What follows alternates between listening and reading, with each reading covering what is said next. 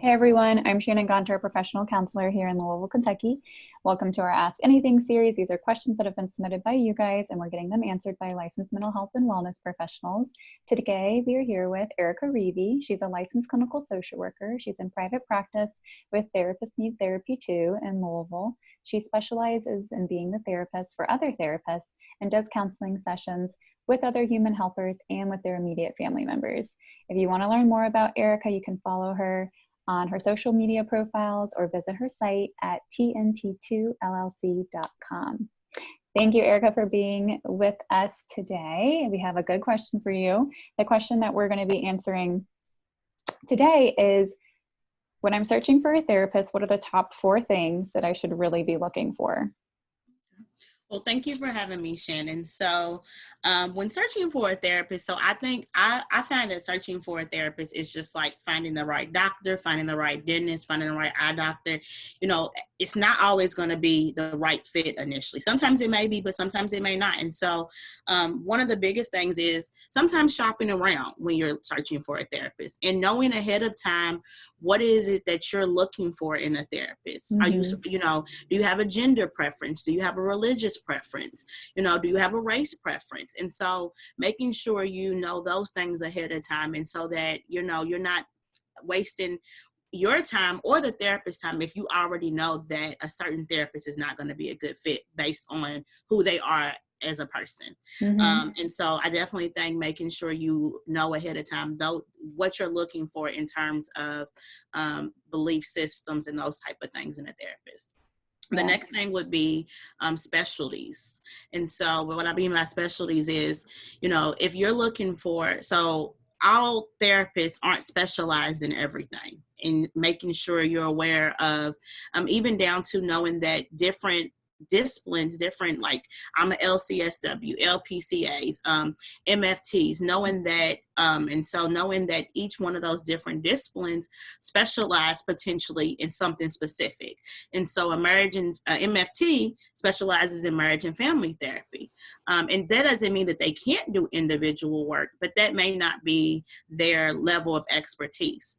And so knowing specifically what type of specialty or licensure that you're looking for. If you're looking for grief counseling, be working on making sure you're finding someone who specializes in grief counseling. Mm-hmm. If you're looking for some cognitive work, finding someone, who has a CBT background, who specializes in cognitive behavioral therapy.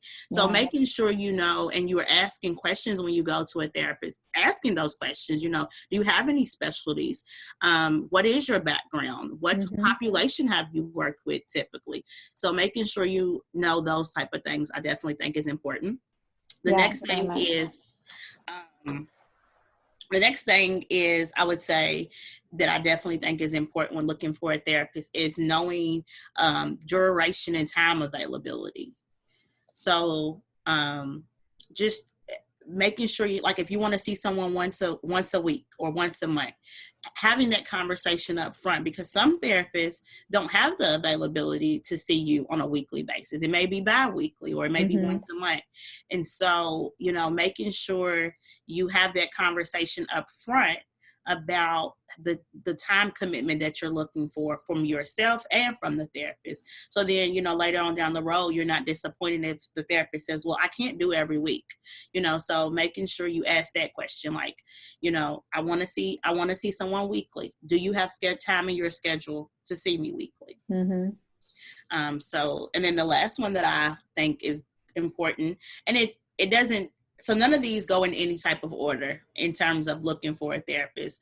I just think these are the top 4 things that I think are important when you're looking, is payment options. And so again, having that conversation up front, just like you would when you go to a doctor or a dentist or any other type of provider.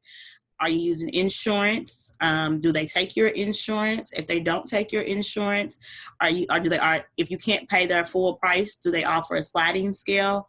So making sure you ask those questions and ahead of time what your options are, and if that therapist is a good fit for what you can afford or what you're able to do.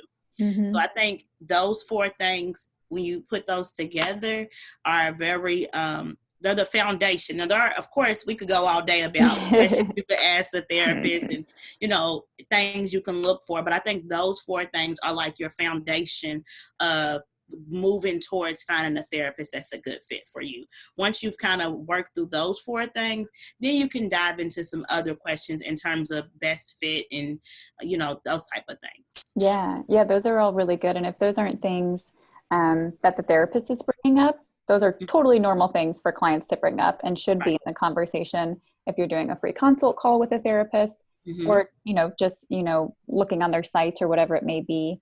A lot of people's websites or social media presence maybe even answer some of those questions for you before even talking to them.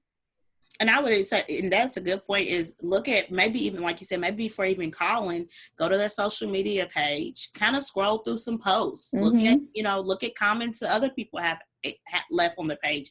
That may initially answer a lot of those questions. And just from that, you may decide, this person isn't going to be a good fit for me. Or you may say, you know what, this might work out. Let me go ahead and call them for my consultation and then kind of go from there. Yeah. Oh, thank you. Those are such good 4 tips. Is there anything else you want to leave our audience with today? Just again, like I said at the beginning, remembering that finding a good therapist that works for you isn't cookie cutter. Because I've had some people in this past say, well, I went to this person and they were great. And then someone else was like, well, I didn't really mesh with them. And so knowing that a therapist, all therapists are not going to fit everyone's model or mode of what they need. And so sometimes you may have to shop around for a therapist, but don't be discouraged. Don't think that just because you've had to call 2 different providers means that you're not going to find someone that fits with you. So sometimes, just shopping around, just like you do anything else, and looking for someone that fits what you need. Yeah. Oh, I love that. Well, thank you so much for, giving us your time today. For those of you that are listening, if you have a question that you want us to get answered by a professional counselor or wellness provider, whoever it may be, we'll get that answered for you. Just DM us and we'll take care of it. But until next time, see you later. And thank you, Erica, for your time. Thank you. Bye-bye.